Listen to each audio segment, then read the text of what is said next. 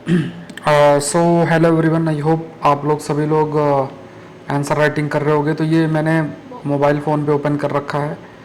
तो कल जिन स्टूडेंट हैं उपासना कौशिक है, उन्होंने आंसर सेंड किया था सबसे पहले। आज भी उन्हीं का आंसर मुझे मिल पाया, बट आई हैव नोटिस्ड कि जो ग्रुप बंद था इस वजह से आप लोग आंसर सेंड नहीं कर पाए हैं। तो ग्रुप मैंने ओपन कर दिया, अभी मैं फ़ोन पे आपको दिखा दूंगा, ये फ़ोन ही ओपन है पूरा।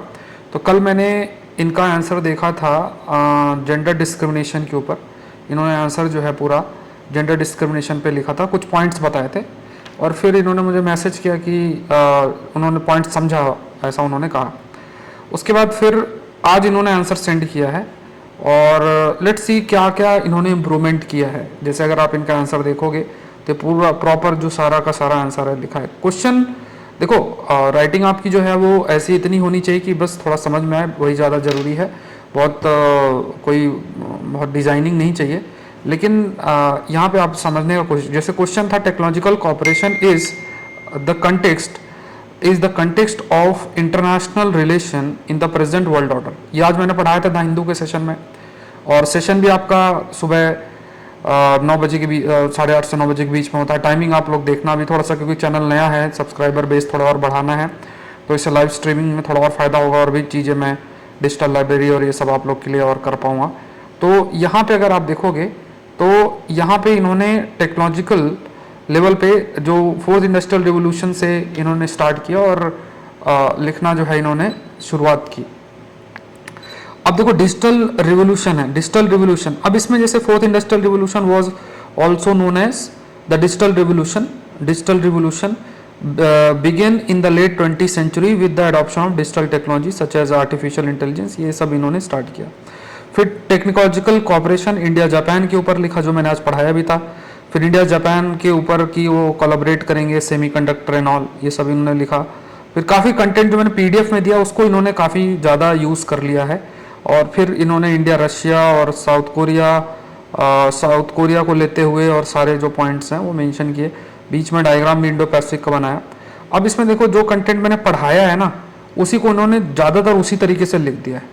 तो इस चीज़ को आप समझने की कोशिश करो कि हमें जब हम आंसर लिखते हैं तो ये आपको समझना है कि ऐसा नहीं है कि जो चीज़ आपको आती है वो सारा आपको लिख देना है, ठीक है। जो चीज़ सारी आती है उसी को आप लिख दो, ऐसा नहीं आपको करना है।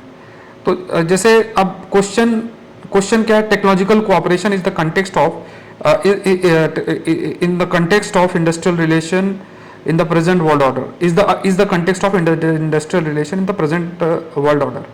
अब जब आप शुरुआत करोगे कि जो प्रेजेंट वर्ल्ड, जैसे मान लो जैसे आप इंडिया जापान का ही शुरुआत कर सकते हो। रिसेंटली हमने ये जो है कदम उठाया, वहां से आप इंट्रोड्यूस कर सकते हो। और इस चीज से आपकी शुरुआत होनी चाहिए कि पहले के टाइम पे कई प्रकार के इकोनॉमिक लेवल पे, पॉलिटिकल लेवल पे कई बेसिस थे देशों के बीच के रिश्ते डेवलप करने के लिए। बट अब क्या है कि रिश्ते बनने के कई प्रकार के बेसिस बन रहे हैं, और उसमें से एक बेसिस जो है वो आपका क्या है, टेक्नोलॉजिकल कोऑपरेशन है।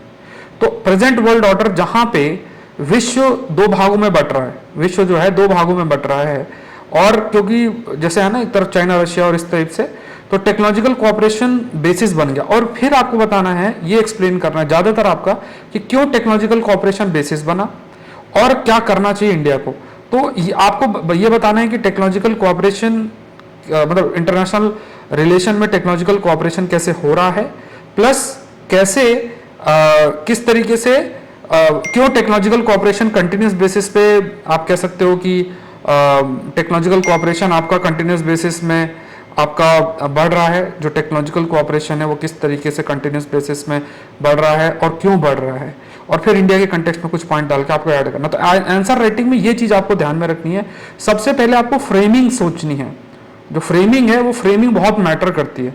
अगर आपकी फ्रेमिंग सही नहीं है तो फिर आपको कई प्रकार की दिक्कतें होंगी।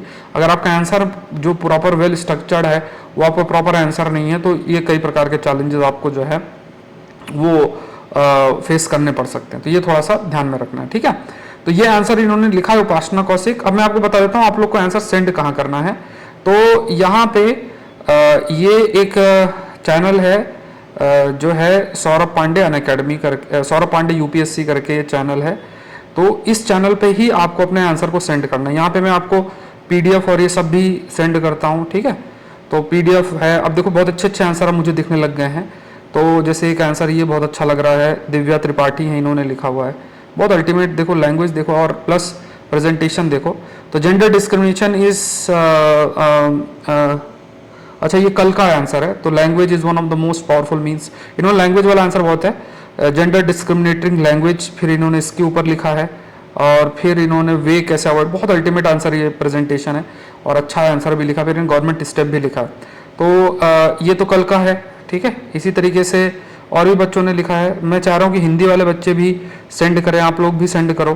प्रियंका कश्यप ने भी आंसर सेंड किया है अपना, ठीक है। जो नहीं कर रहा है देख रहा है, तो ये ग्रुपिंग है, ग्रुप आप देख लो, ग्रुप अभी फिर से दिखा देता हूँ। इन्होंने लिखा थोड़ा सा प्रेजेंटेशन और अच्छा करना है।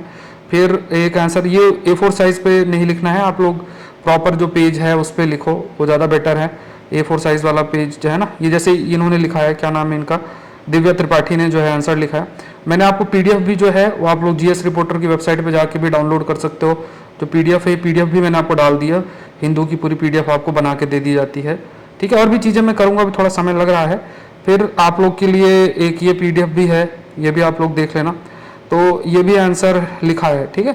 लैंग्वेज भी थोड़ा सा read, I will read it. अब यहाँ पे एटलीस्ट एक जो सबसे पहले आंसर आता है उसका मैं सबका आंसर वो properly read, I read it. अब जैसे इन्होंने technological cooperation in the context of international relation, India and Japan agree to collaborate for the semiconductor and its resilient supply chain network, this partnership, ये intro अच्छा है इनका, ठीक है। अब जब ये डायग्राम बनाओ ना, तो ये ऐसा कोशिश मत करो कि पूरा जगह वो खाए, ऐसा नहीं करना है। तो यहाँ पे इंडिया एंड जापान पार्टनरशिप के फोकस एरिया इन्होंने फोकस किया है।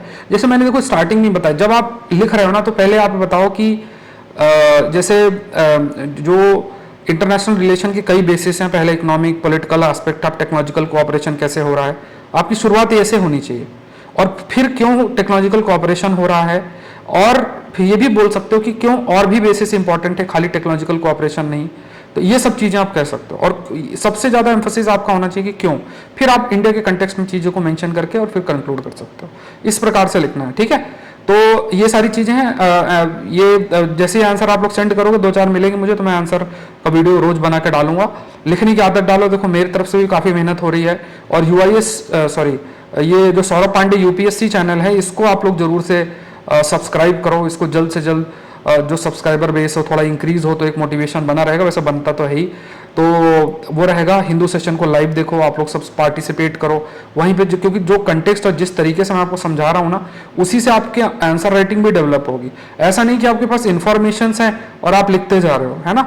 और प्रेजेंटेशन पे काम करो। जैसे देखो दिव्या के आंसर देखो, कोई टीचर इनका आंसर चेक करेगा ना, तो आधा तो वो इनके प्रेजेंटेशन से ही खुश हो जाएगा। तो ये बहुत फायदा होता है जब आप इस प्रकार से लिखते हो, है ना। तो ये थोड़ा सा देखना। ऑल दो हम कई बार कहते हैं कि हमारा कंटेंट और अच्छा है ना, तो यहाँ पे जैसे कई कंटेंट है जो जरूरत भी नहीं, वो भी हम थोड़ा सा हटा सकते हैं, ऐसा नहीं है। अब जैसे इन्होंने गवर्नमेंट स्टेप्स काफ़ी सारे मेंशन किए हैं, way to avoid discriminatory language भी मेंशन की है। अब यहाँ पे मेनली डिस्कस आपको करना था, आई थिंक मैंने 10 नंबर का दिया था। तो यहाँ पे जेंडर डिस्क्रिमिनेशन इज, तो यहाँ पे ऑनरेबल सुप्रीम कोर्ट के जो मतलब जो कोर्ट है ना, वहाँ से उनके द्वारा जो बातें कही गई हैं, उनकी वहाँ से उस लाइन से शुरुआत अगर करते ना, तो ज़्यादा बेनिफिशियल होता आपके लिए, ठीक है। बट फिर भी बहुत अच्छा लिखा है, प्रेजेंटेशन अच्छा है, धीरे धीरे और इम्प्रूवमेंट होगा। और मैं भी और भी प्रयास जो है करूँगा इसमें, और भी थोड़ा सा टेक्नोलॉजिकल लेवल पे कि आप लोग आंसर अपना अपलोड कर पाओ। अभी भी मैं आपको टेक्नोलॉजिकल लेवल पे आपके फ़ोन पे डायरेक्ट खोल के वीडियो रिकॉर्ड करके और फिर जो है मैं आपको सेंड कर रहा हूँ रिव्यू डायरेक्ट करके। थोड़ा आप लोग सेशन को शेयर करें और कोशिश करें जो सौरभ पांडे UPSC चैनल को सब्सक्राइब करने की। और द हिंदू सेशन आप लोग अपना उसमें देखें, थोड़ा जो देखते थे पहले, और कोशिश करें सारी जो जितनी भी चीज़ें उनको ध्यान रखने की, ठीक है। तो आज के लिए इतना ही। Thank you everyone, thank you.